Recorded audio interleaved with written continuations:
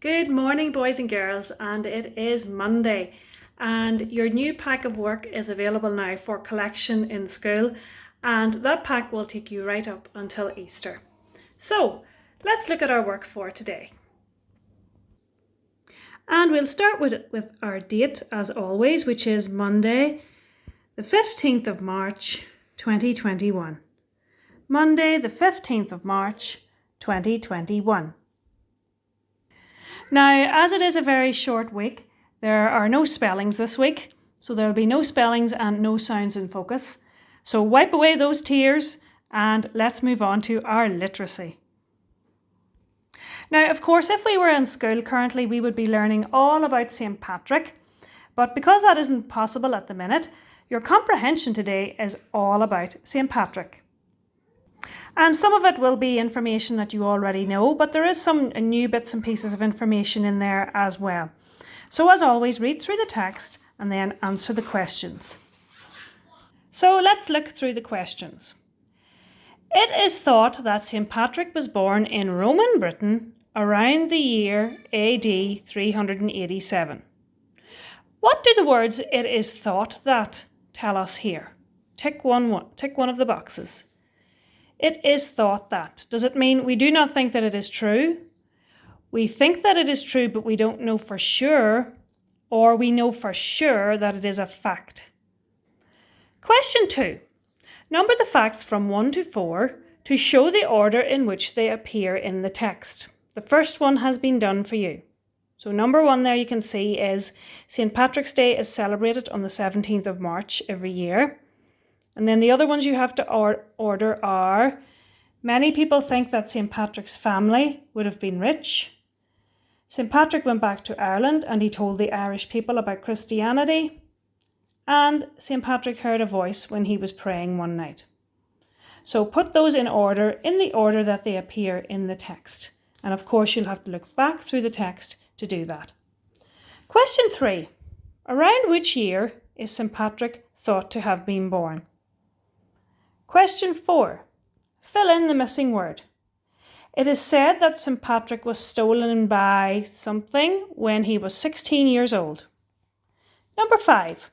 What is the first fact that we learn when reading the text?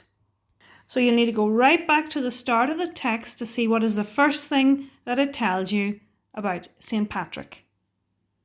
And finally, question 6 asks for your own opinion. Do you think that it was brave of St. Patrick to go back to Ireland? Explain your answer. Okay, so you have to give your own opinion. Do you think it was brave? And why? Moving on to our maths then, and we are continuing to work on time, and we looked at this the week before last, and the one we were having difficulty was quarter to, which P4 children often have difficulty with. So we're going to continue working on this over this next 2 days. You have 2 sheets for today, this one and this one, sheet 1 and sheet 2, and then 2 sheets for tomorrow, which is sheet 3, and then another one that says sheet 1, but it's a slightly different page.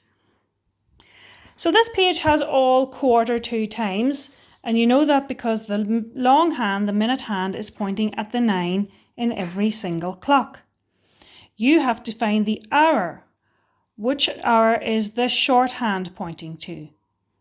So you can see here, this is quarter to 4. You can see they've given you that answer there, quarter to 4. So you need to fill in the number each time. And then over the page is digital time. Now this is where we have most difficulty when it comes to quarter to.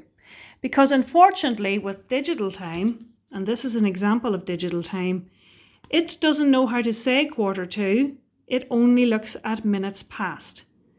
So the digital clock is showing us this time is quarter to 4, but the digital clock tells us that it is 5, 10, 15, 20, 25, 30, 35, 40, 45, 45 minutes past 3.